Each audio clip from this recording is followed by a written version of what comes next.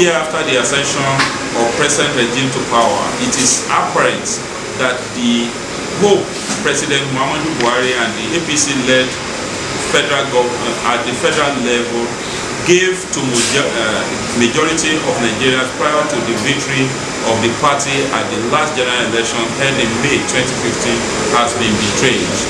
Politically, it has become obvious that fundamentally, political control still remains within the tenacious grip of a ruling class that have maintained and displayed the same ineptitude, maladministration, corruption, impunity, and excessiveness for decades, resulting to the painful situation of existence of majority of Nigerians. The hardships that Nigerians are going through continues to be compounded by the political decisions to maintain the kowtowing to the neoliberal dictates of the IMF, World Bank, which is manifesting in the lack of access to basic needs required for humane living and existence.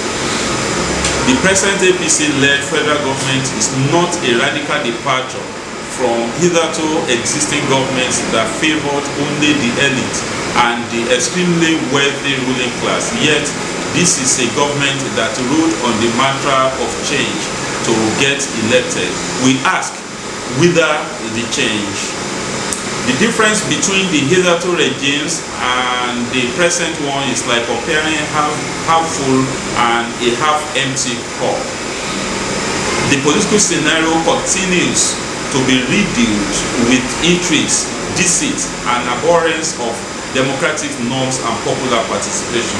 Insecurity of lives and properties continue to thrive, from the assuming of the Biafra agenda and the violence it engendered to the killings by Fulani herdsmen, from underlying insurgents of Boko Haram to emergence of the pipeline bumping Niger Delta Avengers.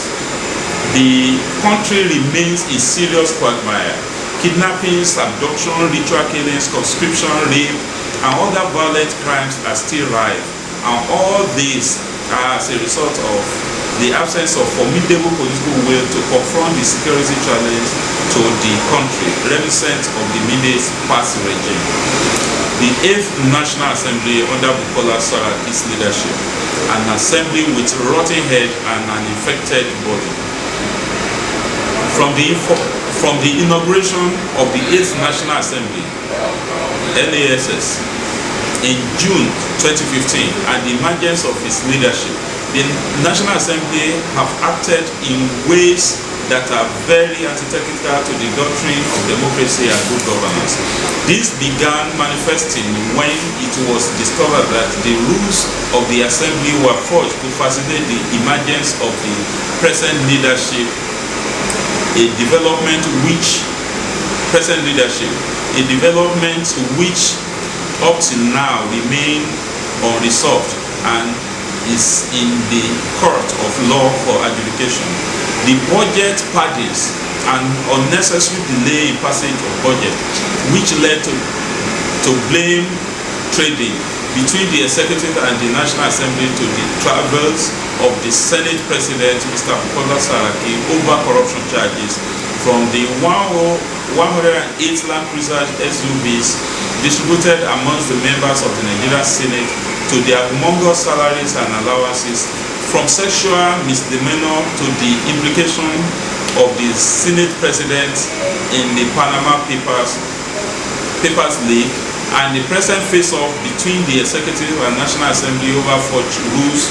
The journey of the 8th Assembly has been topsy-turvy in a very unprecedented manner. To demonstrate the self-serving end, the National Assembly, in spite of the harrowing and excruciating conditions of living of the vast majority, had the effrontery to ask for life pensions and immunity for its presiding officers in a putrid stench that oozes out of the retreat of members of the National Assembly on constitutional review recently held in Lagos.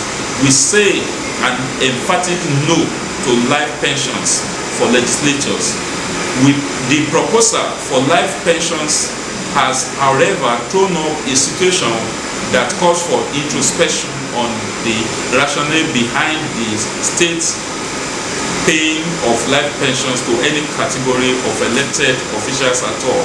Elected officials are elected to serve. Such responsibility or duty is not a career or a profession. Elected persons are expected to work for their earnings prior to being elected and after serving their tenures. They deserve only to be paid for the period that they were in keeping.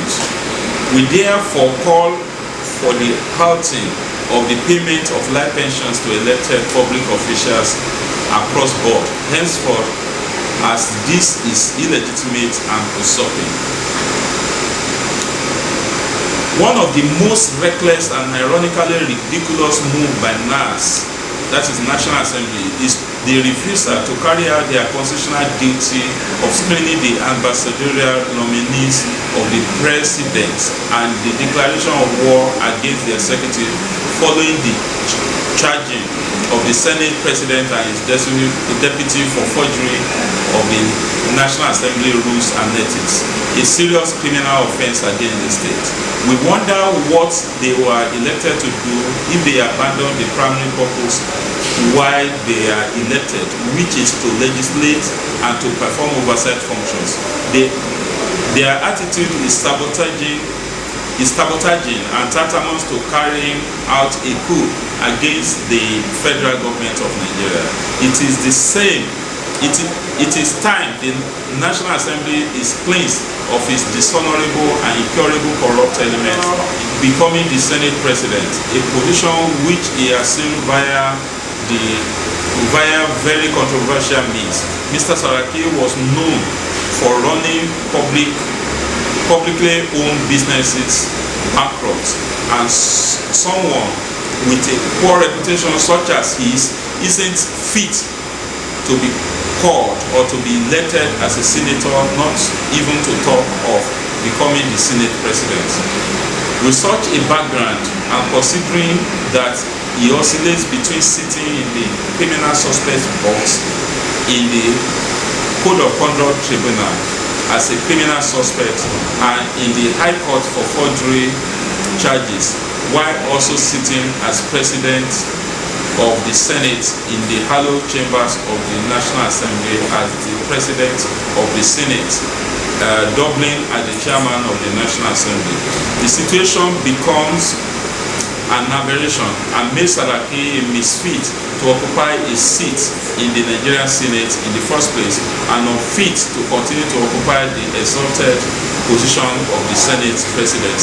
Nigerians must mobilize from their constituencies to decapitate the National Assembly via the instrumentality of impeachment and subject the body to thorough cleansing in order for the country to progress developmentally, both economically and politically.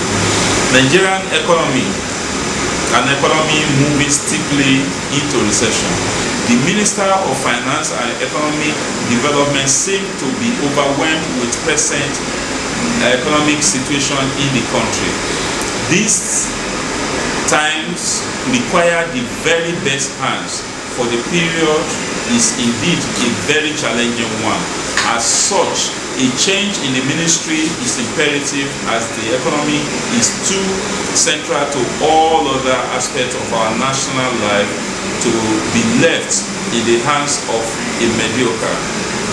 We thus call for the removal of Mrs. Kemi Adeoshun as Minister of Finance, with the obvious reality that the overwhelming stems from her innate incompetence.